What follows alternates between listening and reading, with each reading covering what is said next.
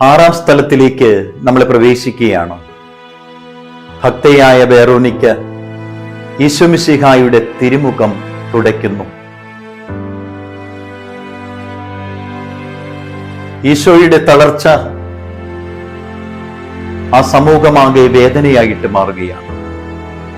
ഹൃദയമുള്ളവന് അത് വേദനയായിത്തീരും. വേറോനിക്കയ്ക്ക് അത് സ്വീകരിക്കാൻ കഴിഞ്ഞില്ല. അവളുടെ കണ്ണുകൾ നിറഞ്ഞു, അവളുടെ ഹൃദയം ഇടുപ്പ് കൂടി.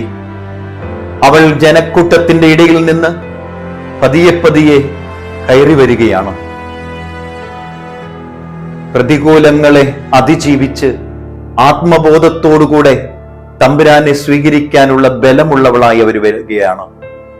ജീവിതത്തിന്റെ പ്രതിസന്ധികളെയെല്ലാം തരണം ചെയ്യാനുള്ള ശക്തി അവൾക്ക് എവിടെ നിന്നോ കിട്ടുകയാണ്.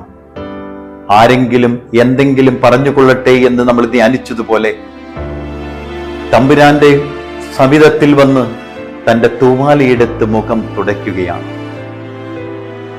അവൾ എത്രമാത്രം ആ മുഖത്തെ ധ്യാനിച്ചോ അത്രമാത്രം അവളുടെ തൂവാലയ്ക്കുള്ളിൽ സ്പന്ദനമായി തെളിവാർന്ന് ആ മുഖം തെളിഞ്ഞു വന്നു. ജീവിതത്തിൽ ഇതാണ്, നീ ആരെ കൂടുതൽ ധ്യാനിക്കുന്നുവോ അത് ജീവിത ഇടങ്ങളിൽ തെളിഞ്ഞു വരുന്ന യാഥാർത്ഥ്യമാകും. ആരൊക്കെ നിന്റെ ഹൃദയാമ്പലങ്ങളിൽ കുടിയിരിക്കുന്നോ അതൊക്കെ നിന്റെ മിഴികളിൽ തെളിഞ്ഞു വരുന്ന യാഥാർത്ഥ്യമാകും. ഈ വേറോനിക്കയുടെ ഹൃദയാമ്പലത്തിൽ കുടിയിരുന്ന തമ്പുരാൻ ആത്മാർത്ഥതയോടുകൂടെ ദർശകമാകുകയാണ്. ഈ ദർശനത്തിലൂടെ അവൾ ചാരിതാർത്ഥ്യത്തിലൂടെ ആത്മീയ ചാരിതാർത്ഥ്യം സ്വീകരിക്കുകയാണ്. വേദനകളിൽ ആരൊക്കെ പങ്കുചേരുന്നുണ്ടോ, ആരുടെയൊക്കെ മുഖം തുടയ്ക്കാൻ വേണ്ടി നമ്മൾ പരിശ്രമിക്കുന്നുണ്ടോ, ആരൊക്കെ വികൃതമാക്കപ്പെടുന്നു അവിടെയൊക്കെ സുഹൃതം കൊടുക്കാൻ നമ്മൾ എത്രമാത്രം പരിശ്രമിക്കുന്നുണ്ടോ, അവരിലൂടെയൊക്കെ രൂപപ്പെടുന്ന ഒരു സത്യം ഇത് തന്നെയാണ്, വേറോനിക്ക എന്ന സത്യം. അവരന്റെ മുഖം തുടയ്ക്കാനുള്ള കരുത്ത്. നമ്മുടെ ജീവിതയിടങ്ങളിൽ ഇങ്ങനെയാവട്ടെ.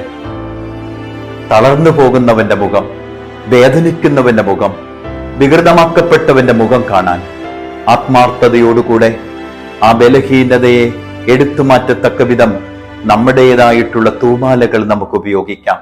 നമ്മുടെയുടെ സാന്നിധ്യത്തിന്റെ തൂവാല, ജീവിതത്തിൽ സ്വാന്തനത്തിന്റെ തൂവാല, നമ്മുടെ ജീവിതത്തിൽ സ്നേഹത്തിന്റെ തൂവാല, കരുതലിന്റെ തൂവാല, ഇതെല്ലാം ആവശ്യമുള്ളവരാരെന്ന് തിരിച്ചറിഞ്ഞ് സമൂഹത്തിൽ ജീവിക്കാൻ നമ്മൾ പ്രാപ്തരായിട്ട് മാറട്ടെ. സർവേശ്വര, അങ്ങയുടെ മുമ്പിൽ ഞങ്ങൾ ആയിരിക്കുമ്പോൾ വേറോനിക്കയെ പോലെ അവരെന്റെ മുഖം തുടയ്ക്കാൻ, അവരെന്റെ ബലഹീനതകളെ കണ്ടറിഞ്ഞ് സഹായഹസ്തം നീട്ടാൻ ഞങ്ങളെ പ്രാപ്തരാക്കണമേ. ആത്മീയ ചൈതന്യത്തിന് വിഘാതമായി നിൽക്കുന്ന എല്ലാ പ്രേരണകളെയും എടുത്തുമാറ്റി അതിനെ അതിജീവിച്ച് നിന്റെ സവിധമണിഞ്ഞ് നിന്റെ മുഖം ദർശിക്കാൻ ഞങ്ങളെല്ലാവരെയും പ്രാപ്തരാക്കണമേ. നിത്യപിതാവും പുത്രനും പരിശുദ്ധാത്മാവുമായ സർവേശ്വര എന്നേക്കും ആമേൻ.